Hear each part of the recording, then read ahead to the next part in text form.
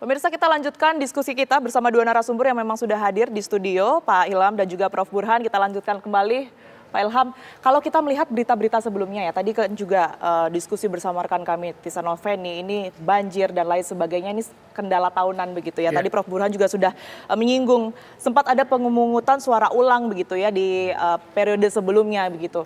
Nah ini pemungutan suara ulang kemungkinannya di tahun ini seberapa besar, dan jika itu terjadi kira-kira batas waktunya nih sampai tanggal berapa Pak Ilham? Ya, sebetulnya pemungutan suara ulang ini ditentukan tidak hanya dikarenakan bencana alam dan force majeure lainnya, tetapi kemudian Bawaslu bahkan bisa merekomendasikan pemungutan suara ulang jika kemudian ada aduan dan temuan Bawaslu terkait dengan adanya hal-hal yang tidak prosedural di TPS-TPS tertentu, sehingga Bawaslu merekomendasikan untuk pemungutan suara ulang. Kalau yang kemudian karena bencana tadi itu ada pemilu susulan, ya susulan untuk daerah-daerah tertentu yang memang terkena dampak bencana yang memang lumayan signifikan, sehingga masyarakat kesulitan untuk datang ke TPS misalnya saja, atau kemudian petugas KPPS-nya, tempat TPS-nya itu tidak bisa lagi digunakan untuk pelaksanaan pemungutan dan penghitungan suara. Nah itu namanya pemilu susulan yang nanti direkomendasikan berdasarkan Undang-Undang 7 2017 oleh PPK di level kabupaten, kemudian kabupaten kota di level provinsi, nanti akan di-approve oleh KPU RI. Apakah betul memang yang terjadi saat itu adalah betul-betul force majeure yang tidak bisa dilakukan pemilu di hari yang sama ketika terjadi bencana. Gitu. Batas waktunya? Dia tidak ada batas waktu, tapi kemudian dipertimbangkan kapan sebetulnya pemilu susulan, pemilu tambahan ini, seperti itu. Oke, untuk pengaruhnya hal-hal seperti yang sudah dijelaskan tadi, mungkin bencana alam dan juga lain sebagainya, ini seperti apa di tingkat partisipasi dan juga mungkin hasil akhir, Prof. Burhan? Ya kalau misalnya bencana alam tadi terjadi secara sistematik dan merata, tentu punya efek besar mengurangi tingkat partisipasi pemilih. Tapi lagi-lagi kemungkinan itu kan mungkin kecil ya. Kalaupun toh terjadi misalnya hujan secara terus-menerus hingga menyebabkan banjir, saya kira tidak terjadi secara merata di banyak tempat.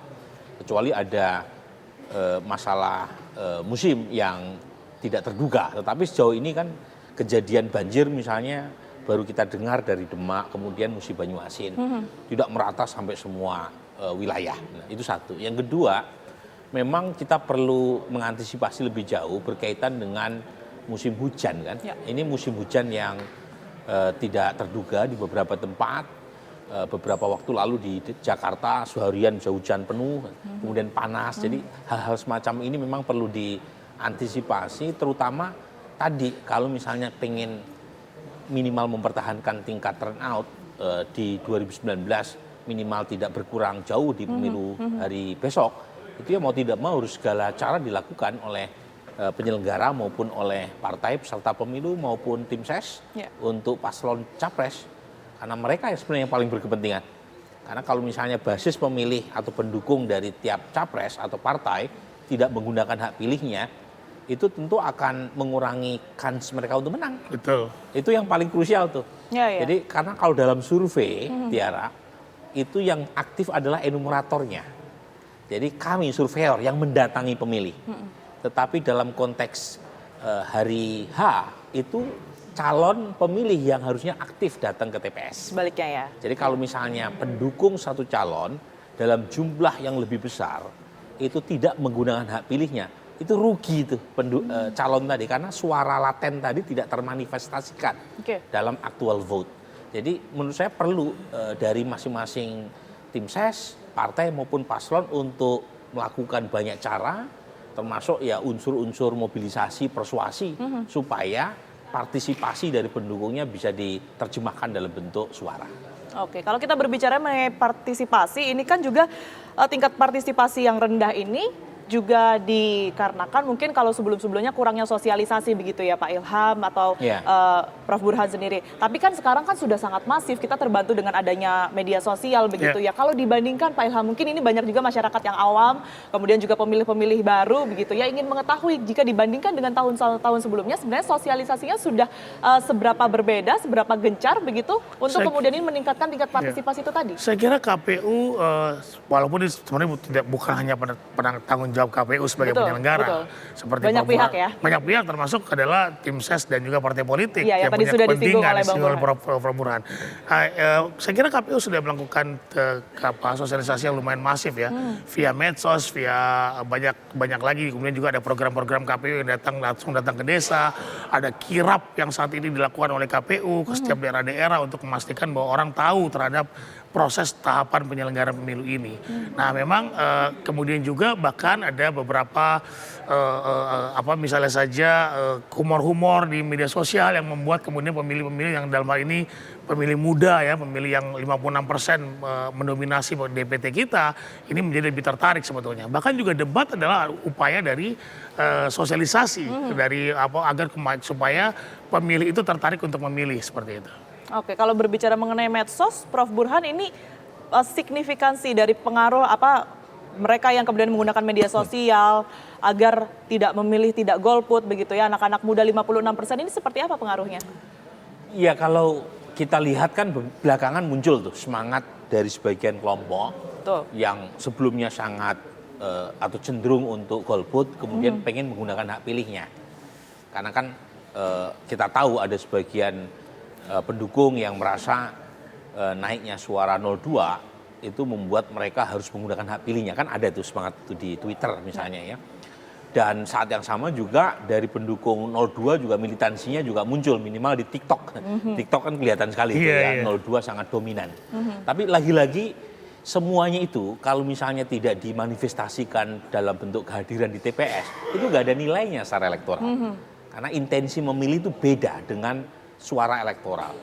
Dan karenanya masing-masing pengaruh akhirnya di situ ya, yang paling besar yang menentukan kemenangan itu bukan di medsos, bukan trending di Twitter atau trending di media sosial lain, tetapi mereka mau nggak menggunakan hak pilihnya. Dan sejauh ini saya melihat itu satu-satunya atau sedikit dari faktor yang bisa meningkatkan atau menjaga partisipasi pemilih adalah militansi dari masing-masing pendukung. Jadi meskipun isunya tidak sekeras 2019, fragmentasi politik tidak seketat sebelumnya, tetapi jumlah calonnya bertambah. Nah, itu jumlah penting, calonnya bertambah. Nah, kemudian masing-masing juga punya loyalis dari 01, 02, 03. Kemudian saat yang sama ada antusiasme di kalangan anak muda. Meskipun lagi-lagi itu baru sebatas intensi. Kita perlu cek besok. Dan caranya mudah buat kami untuk mengeceknya. Karena besok kita akan bekerjasama dengan TV One, kita tanya melalui exit poll. Nanti akan ketahuan tuh dari segmen mana yang menggunakan hak pilihnya. Dan kita bandingkan dengan tingkat partisipasi lihat jelas yang kita di situ ya, rekap melalui quick count. Makanya KPU nggak bisa mengetahui sekian 80% kemudian berapa persen pemilih muda yang ikut, KPU nggak bisa. Ini teman-teman dari peneliti yang bisa.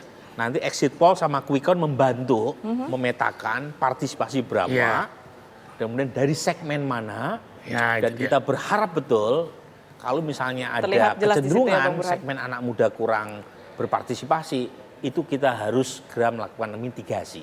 Sebab anak muda besar jumlahnya, dan kalau misalnya mereka golput, itu 5 tahun lagi, 10 tahun kemudian, kemungkinan besar mereka akan golput lagi.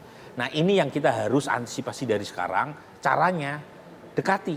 Jadi KPU itu jangan pasif, dia harus jemput bola. Jemput bola ke komunitas-komunitas anak muda dengan narasi yang sesuai dengan isu dan narasi anak muda, sehingga narasi tentang pentingnya partisipasi bisa ditangkap oleh anak muda dan masyarakat secara umum. Oke, itu yang paling penting ya, Prof. Burhan ya. Kita harapkan besok lancar begitu ya, kita akan juga nantikan bersama-sama seperti apa kemudian ini jalannya pemungutan suara pada tanggal 14 Februari besok begitu ya. Prof. Burhan, terima kasih banyak atas waktunya, dan juga Pak Ilham terima kasih banyak atas informasi yang sudah berikan kepada kami. Dan itu tadi pemirsa, informasi tadi sekaligus menutup Rakyat Memilih hari ini, dan jangan lupa untuk terus mengupdate informasi Anda seputar pemilu 2024 di TV One sebagai TV Pemilu. Kami kabarkan Anda putuskan. Sesaat lagi Anda dapat menyaksikan program Kabar Petang. Saya Tiara Haraha pamit undur diri. Terima kasih. Sampai jumpa.